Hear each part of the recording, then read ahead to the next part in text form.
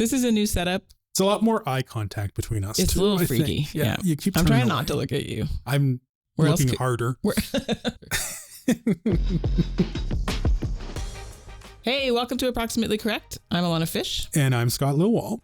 So, Alana, it's been kind of a hectic time here at Amii. And I think that we had to make a couple changes. We had an episode planned, but then something big happened. If people out there have not heard, Rich Sutton, who is an Amii Fellow, CFAR Canada AI Chair, the scientific advisor to Amii here, won the Turing Award. Which is the Nobel Prize for Computer Science. Yes, basically. it is a huge deal. Yeah, huge honor. Yeah. Rich, of course, helped build some of the foundations of reinforcement learning, which is a big part of what we do here in Amii. Oh, right. We should also mention he won it also with Andy Barto. Yes. So for the work that they did both together in kind of building the foundations of reinforcement learning and then the decades that they have both been developing the field. Yeah. One does not just wake up in the morning and win a Turing Award. It takes a community around you to nominate you. I think they did it in secret. I don't think Rich knew. So it requires that a lot of people do a lot of work, right? And I think that that's notable in what we're going to see today, that Rich has had a huge impact on the people around him, and that impact has changed people's lives in a way that they wanted to do that, make that special effort to make sure that Rich was recognized. Absolutely. And we decided for this episode, we wanted to kind of continue that and just talk a bit about the amazing work that Rich has done. And also, as you mentioned, that impact that he's had, the massive impact that he's had, not just on the local community, which has definitely been part of it, but just on AI research globally. It's been really quite remarkable. So we've got a few elements for you here today, but I think one that we're both really excited about is it was a discussion between both Rich and Amii CEO Cam Linke. And Cam is a good person to talk to because Cam was Rich's student. Yeah. Yes, I think they had a lot of one-on-one meetings. They're comfortable talking to each other. So it was interesting to sort of get the insider's view on that. Yeah, absolutely. So we actually got them together over a chessboard. Oh, yeah. Right. Which is a lot of fun. Rich is very much a big chess player, and Cam has also played chess. And who knows? He might also be good at it. We didn't check. But yeah, so here is that discussion between Rich and Cam. Thanks so much for coming in, Rich. Huge congratulations. Can you tell us how you found out? It's a phone call from Manuela Veloso. A strange request just to have a meeting. And I had no idea what it was about. Somewhere near the end, she said, "Oh, and make sure Andy is there." I said, "What?" I didn't even know they knew each other. Anyway, I had no idea. I should have had an idea, but I didn't. Yeah, actually, I didn't show up for the video call just because I'd slipped my mind. They had to call me up on the telephone, but once I finally got there and I saw all these different people, that I didn't know, but then I started. The names are kind of familiar. I figured out later that they were previous Turing Award winners, and yeah. And they told us who we won, and we were stunned, and we were stunned for the rest of the phone call. How was that conversation with Andy after you guys found out? That must have been a fun conversation. He didn't want it to go to my head. Do you remember the first thing you said? First thing I said, Turing Award. Wow. It just goes through my mind. I'm done now. It's the highest award a computer scientist can get. People think highly of you. You have to live up to it. I want to live up to it. How do you think of living up to it? Well, I really do want to figure out how the mind works in a deep sense. So I'm 67 years old, but I want to still try to do some amazing things. Do you think with everything, RL's in the news a little bit more right now with DeepSeek recently, and DeepSeek got called, the Sputnik moment for AI in the US. And then, 8 years ago, AlphaGo got called the Sputnik moment for AI in China. So we've now created 2 Sputnik moments, just pretty exciting. But do you think, after the Turing for the deep learning guys, there was obviously extra focus on deep learning. Are you excited about like any extra focus on RL, or what some extra spotlight might mean? Yes, and we're going to try to, leverage that. Yeah. We have our Turing paper. Yeah. It's going to be a lot of history in that, I think, from the way the conversations have been going with Andy and everything. But we're also going to try to, what is reinforcement? What's it all about? It's one way of saying it, it's about learning from experience. Lots of things are not learning from experience. They're learning from people. Obviously, large language models are learning from people because they mimic people. And then even the RLHF is very much taking guidance from people about what they should do. Whereas reinforcement learning is about learning from experience. And, experience is the obvious way to learn. So I really think it's one of those cases of seeing the obvious. Reinforcement learning is the obvious thing to do. Alan Turing talked about learning from experience. He's the first one to do it for machines that learn from experience. Of course, we've always had animals that learn from experience. Yeah. But in his 1947 lecture to the London Mathematical Society, he has a line, what we want is a machine that learns from experience. That was like the very first public presentation on AI, period. That's pretty incredible. Yeah. And he talks about experience. He talks about rewards and penalties. He talks about all these things. And he did some work on it in the subsequent years. So that connects to the Turing Award because it connects to Turing. And then the first thing of reinforcement learning is we're learning from rewards and penalties, from evaluative feedback. And why do we learn from evaluative feedback? Because instructive feedback doesn't happen in normal life from experience. Just interacting with the world doesn't give you instructive feedback. You have to deal with evaluation. You can deal with evaluation because just winning the game or getting the food or winning the mate is evaluation. And then the second step is all the experience that's not reward, but like just normal things happening tells you the way the world works. In other words, model-based reinforcement learning. So learning from experience is the key idea that we have to take to fruition. That's a pretty cool through line from the original lecture from Alan Turing through to now. There's been so many different popular directions, that the field has gone. How have you thought through just keeping the focus on what you believe, the main thing and the right thing to focus on? How have you thought that through this whole time? Andy and I have been like a fixed point amongst all the things that happened. Yeah. Because we were at the beginning, we said, learning from experience, that's the right thing. Rewards and penalties. Yeah, that makes sense. Let's figure that out. And then we had to do all the research, find out which other fields had done anything like that. And there weren't that many. And then we said, well, no one did this, but someone should do this. This should be a field. Let's do it for a while. Hey, now let's write a textbook on it and make it a field. Let's increase interest in it. It's not expert systems and it's not supervised learning. It seems like this is important. And we've just always said that. Hopefully in a not exaggerated way, just in a straightforward way. And now people obsess. Suddenly realize, AI is going to happen. Let's get all upset. We're just sitting there. Yeah, we thought this would happen, and it's finally happening. That's going to be another exciting thing right now. The attention.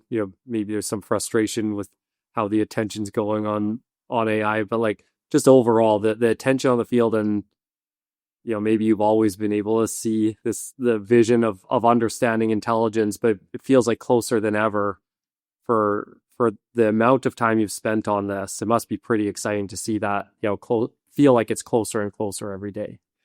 Yeah, but there hasn't been. I don't subscribe to the point of view that things are happening so fast now. Yeah, it's tremendous progress has been made. I don't subscribe to that point of view. I think it's a marathon. Yeah. It's not a sprint. We still have far to go. The most impactful aspects of AI are yet to come. Do you have any advice for researchers, maybe young researchers of any age? It can be hard to run a marathon. It can be hard to keep yourself motivated, especially maybe when somebody beside you is sprinting, so they seem farther ahead. Do you have any advice for researchers in staying motivated and how to think about that? Because I think it's one of the things that's really been incredible about your career. My advice is to be ambitious and yet not be arrogant. You've heard me give that advice many times. Yeah. Ambitious but not arrogant, or maybe the mistake that we make in Canada is we are too humble. Yeah. We don't toot our horn enough and recognize our strength. And maybe that's true. But anyway, so you have to be ambitious. It's really important to be ambitious. A possible mistake is be ambitious. And then, once you decide to be ambitious, then you may become arrogant. You have to avoid that. One of the things that I've always liked is the culture of the group here. And I think, looking back at you and Randy and Jonathan and Russ and, a lot of the early researchers really set the culture of the group. And it was this idea that not everybody, not all of you approaching AI the exact same way, but you're all ambitious, in your research. You've all been humble enough to support each other, even though you might have differing views on the direction of AI. And, I've always really respected this disrespect for authorities, in a sense. Like, there's no person who can just say, well, this is the direction for AI. And that's why it's supposed to be. And maybe that's the humility, the ability to question yourself, question the direction you're going on, and question others regardless of what their title or award is.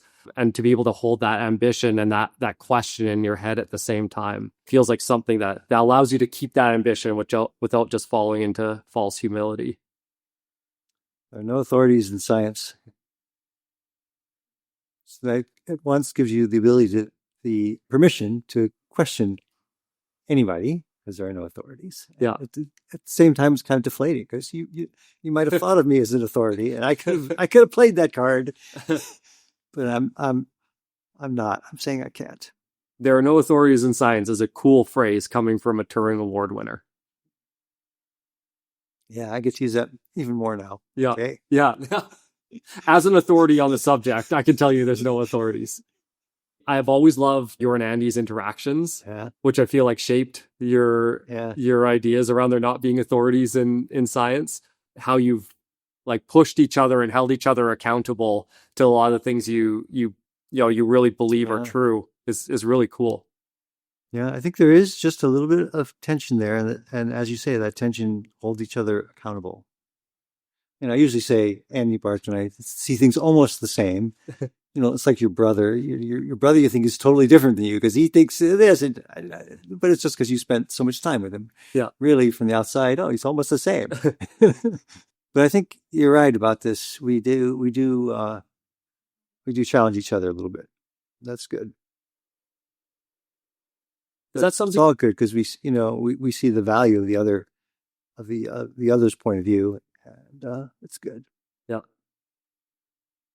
One of the things I've really always respected about you is it didn't matter who you were talking to. You would engage them as an intellectual peer, and I feel like it really comes out in the book too, this idea of bringing people into the field. And it's just something I've always respected about your interactions with people, how you run your group, and also, it shows up in your writing. I don't know if it's something you think about doing intentionally or just is how you are, but I just think it's such an incredible quality. It is just the way I am. I don't even think about it. When people remind me of it, as you just did, I say, that's a good. I'm glad I strike people that way. I do try to achieve that in the writing in the book and so on. I don't know. I want to say I really am at some level humble.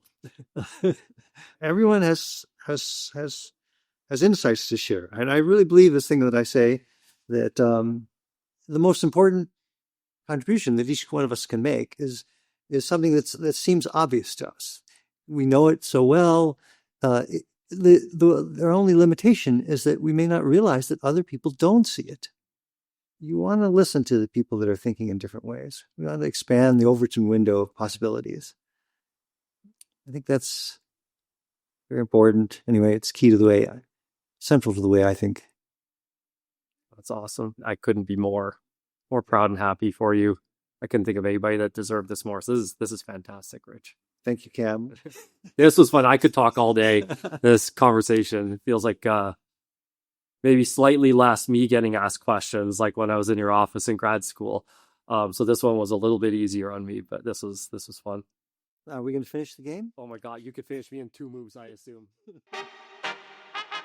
One of the things that really comes across in the interview, I think, is just that Rich is a very humble guy. He's never been someone who I've heard really talk himself up, but others will do that. So we have a few people who are kind of talking about the impact that he's had.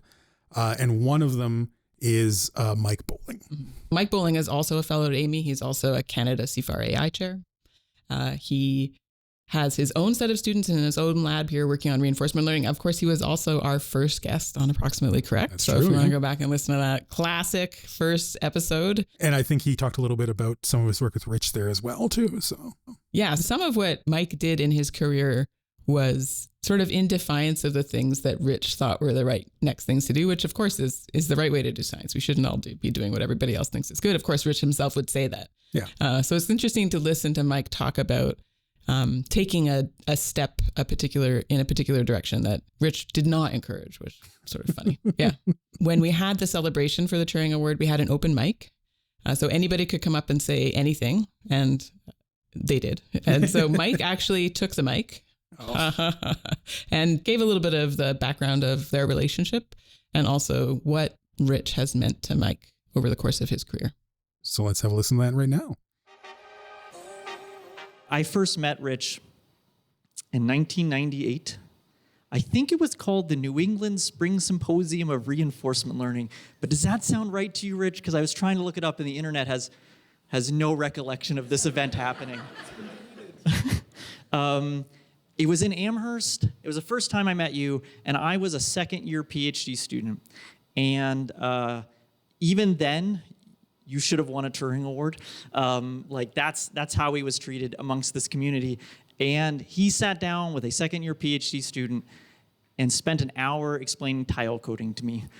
And I used that like the very next year in my research, and I was stunned by not just the patience Rich had with me, but I was stunned that he cared to spend any time with me at all. And I think that's one of the really unique qualities of Rich, and I think many people in this room have seen that. It just doesn't matter who you are. Rich is now a Turing Award winner, but it's not that he's going to hang out with Turing Award winners. He's going to hang out with the first-year PhD students, and he's going to help them understand the next thing they need to understand that's going to help them figure out their academic and research journey. And I think that's so special about Rich. And I think it's one of the things I've tried to figure out most how to emulate is how to have the humility to say, I don't need to be rubbing elbows with the people that right now are considered important. I need to be rubbing elbows with the people who are going to figure out the next set of problems, and they're going to become important because I spent time with them. And so I'm really, really thankful for how you invest in people around you. So maybe my thank you is on behalf of everybody who's gotten to be like an informal student of yours. The other thing that I really appreciate that it's taken me a while to understand is just how much when you discover the problem that matters, that now you don't have to worry about what's happening in the world around you. You can just go solve that problem because you know this is the one that matters. When I started doing reinforcement learning, of course, no one cared about this field. No one cared about AI. We were in the backwater hiding in the corner of NeurIPS that people didn't want to go to because it wasn't important. And then I got to ride that wave with Rich of like, okay, people are starting to pay attention to AI. And then for a moment, people really paid attention to reinforcement learning. And then the spotlight just shifted away. And then for a moment, it felt like, wait, what's happening? Like, I knew I was on the right track, and the spotlight shifted away. Am I on the wrong track now? And like, Rich didn't have any question about that at all. Like, it was like, this problem still mattered 1 year ago. We didn't solve it. Why does it not matter now? And like the rest of the world was starting to think maybe it doesn't. But Rich had no question that it still matters. And I think this is something I think we can all learn from, that if you want to actually make progress in something that actually matters, you just have to care about it even when the rest of the world's not.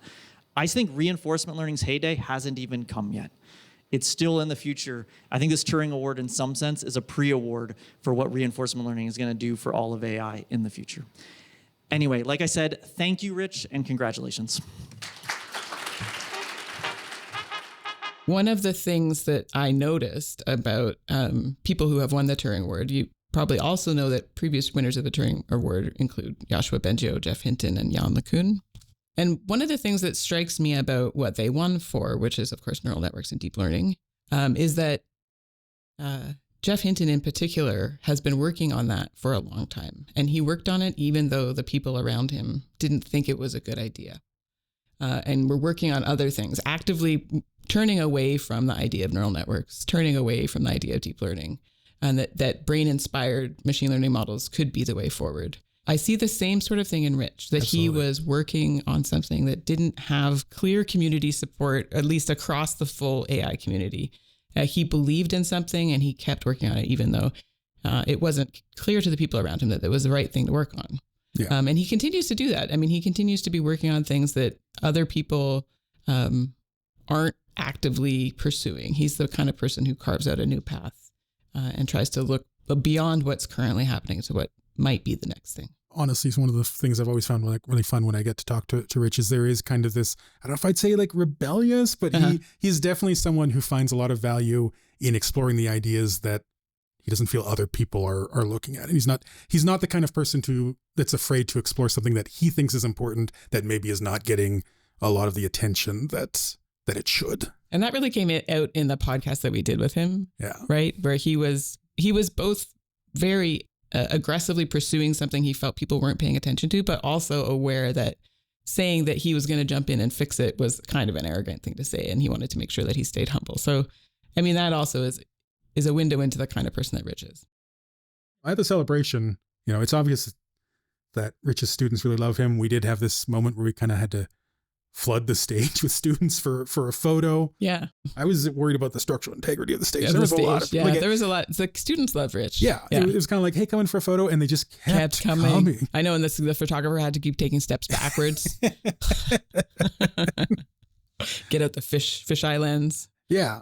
But I mean, so that kind of shows that Rich has had a massive impact on his students. And not just his students, other people's students too. That's true. It wasn't just his students up on that stage. There was, Yeah. But we did take some time during the celebration, we kind of caught up with a couple of those who have studied under Rich, and they talked about their experiences and also then kind of the lessons they learned, both as researchers, but just as the way to think. Yeah, humans in the world. Yeah. So a couple that I caught up with were Brian and Alex from Artificial Agency, both students of Rich, and now he actually helps advise them on their company. And they shared some of the memories and stories that really stuck with them with their time working with Rich. Here's Alex Kearney and Brian Tanner, co-founders of Artificial Agency. I actually came here to Alberta from Manitoba in 2003, the same year that Rich did. And I came from a smaller university and I had been doing some reinforcement learning before. And there was this guy who I guess he had a website with a textbook on it. And I used it a little bit in doing some of the work I did as an undergrad. And so I thought, well, maybe I'll see if this person wants to be my, master's supervisor. I really had no idea just how profoundly deep of a thinker Rich was. I didn't know about his reputation. He was just a sort of a faceless name on the internet to me. And so I got to know him. I asked if I could be his student, and he made me take his course first, which was great. And before too long, I became his first sort of graduate student here at the University of Alberta. I came here as sort of a brash young person who thought pretty highly of their own skills. I think I was a bit arrogant when I joined Rich's group. And some of the takeaways that I have are that Rich really taught me how to think, how to be humble, how to take care. And I think he would be interested to learn, I should make sure to tell him this, that a lot of those lessons continued long after he and I stopped working together. So that the person that he mentored continued to benefit from that sort of mentorship long after when I went off to do other things. Through his direct mentorship of his grad students, through the work that he's done, through the writing and the textbook, and blog posts, his media interactions, like really all of these things I think have rippling effects throughout the world, honestly, at this point, about how people think about machines that can learn from experience. I started working with Rich as a high school student. I really wanted to be an economist. That was what I was going to do with my life. And they had this high school internship program at the university for people that wanted to get to know computing science. And I liked programming. And I was really fortunate enough to get assigned to his lab. So I spent the summer sitting in a robot pen, learning about reinforcement learning, and it completely changed my perspective on life. Working with Rich is kind of unique because he centers humility in a way that some academics don't. He's a very humble guy. He strongly believes that ideas matter in a way that others maybe don't keep so consistent.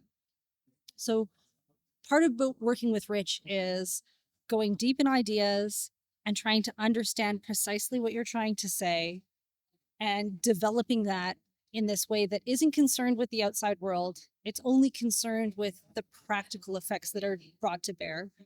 A lot of researchers, as they grow more and more senior, they get further and further away from the rest of the field. And I actually have this memory of Rich at a recent conference where he just stayed in the student dorms. He was this, high-flying researcher, now a Turing Award winner, but he was still hanging out with the students, listening to them, talking about research, talking about ideas. And I think he listens really carefully to what everybody's saying and applies it pretty thoroughly.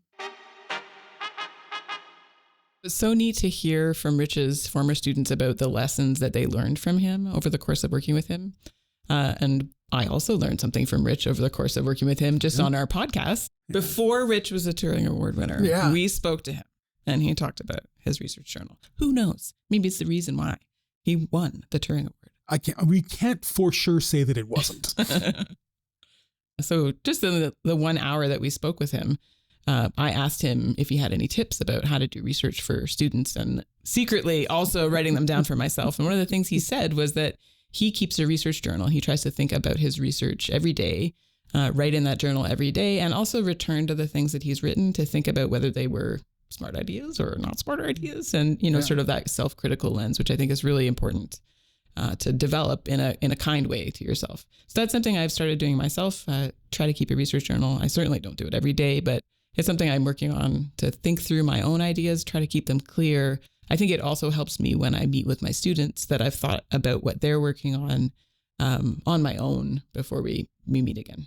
Yeah, I know it's a part of that interview that I've gone back to a couple of times myself and listened to. And I mean, why don't we show it here again so everyone else can revisit it? So here's Rich talking about his research journal. Do you have any tips for students or other budding researchers about research in general, how to choose what to work on, how to make good progress? Yes, I think I do. Get a research notebook and write in it every day. Write what? Write your thoughts and work on your thoughts. Try to challenge them and make them better. Mm-hmm. If you want other people to be interested in what you think, then you should start by caring about it yourself. And you should care about it at least enough to write it down and challenge it and develop it to progress it. Mm-hmm. That's the most important thing. I hit on that strategy and it really changed my whole trajectory. It's really hard to do because it's a blank page and, what do you have to say? And maybe you're confused about what you're thinking. One saying I've thought to help with that is that usually the value of writing down your thoughts is directly proportional to how vague and confused they are. The value is proportional to how hard it is to write them. Right? If you say, I don't even know I'm thinking 6 things at once. I can't possibly write this down. That's when it will be super valuable, when you do write something down. Is that a way that you know that you have an idea that you really want to pursue? Is that a sign? No, that would be scary. It's got to be just like you and the page, and you're trying to be clear to yourself. What are you thinking? If you can't think of anything else to write, just write down, well, what do I think are the 6 interesting ideas that I'm rolling around in my head? So just then write them down, 1 through 6, and then say, well, is that really all of them? Is there a 7th one? Well, these 6, are 2 of them really the same? Or just take another paragraph on each one of those 6 things and explain what you meant by it. Explain to yourself what your thought is. And just by doing that, you will say, oh, no, that thought kind of just disappeared into nothingness when I tried to explain it. Maybe it isn't anything, or maybe it grew and changed as you wrote it down. All those things will happen. And so it's important just to keep writing. Try to do a page a day. Don't stress out it too much, but keep doing it on a regular basis. That's my advice. Oh, some days maybe we'll get to see Rich's research journals. Wouldn't that be amazing? I'm sure if you asked him, maybe not like the current one, maybe, but like past ones. I don't know. He seems pretty open about it. Maybe have fun. Because when we talked to Brian, the shirt that he wore to the celebration was one that Rich gave him when he finished, working as a graduate student with him. So Rich likes gifts. He's a very thoughtful gift giver. Mm-hmm. And one of the things that he's given his students is a research journal. He gives them a research journal so that they can start that habit themselves. I know he also encourages that in some of the classes he teaches. Absolutely. Encouraging people to be thinking about their own ideas. Yeah. I think I'd love to see like that collection, like Rich's, but then also all the research journals that he's kind of handed out, what's been written there. I think it would be a really fascinating collection of ideas. Yeah. And if each of his students go on to encourage other people to start research journals, you can just imagine the swaths of research journals that are out there somewhere. Yeah. Keeping the notebook industry in business, just single-handedly. So we have talked a lot about Rich today in the episode, but there's a lot more to say. He's an endlessly interesting person.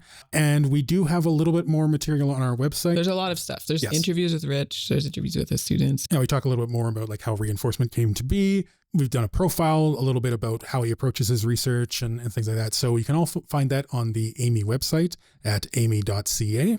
And if you want to keep up with the episodes that we do here, the best way to do that would be to subscribe. We are on Apple Podcasts, Spotify, anywhere that you find your podcasts. Just search for Approximately Correct. If you have subscribed, number 1, thank you. And number 2, please leave a rating or review. That does really help us get the word out, get these episodes out, and we can continue bringing you some of the great stories about AI. Yeah, the future Turing Award winners. Yeah, I think we might have a few here. So I think we do. And I think if you listen, you'll hear the interviews before they win. Thanks for joining us this month.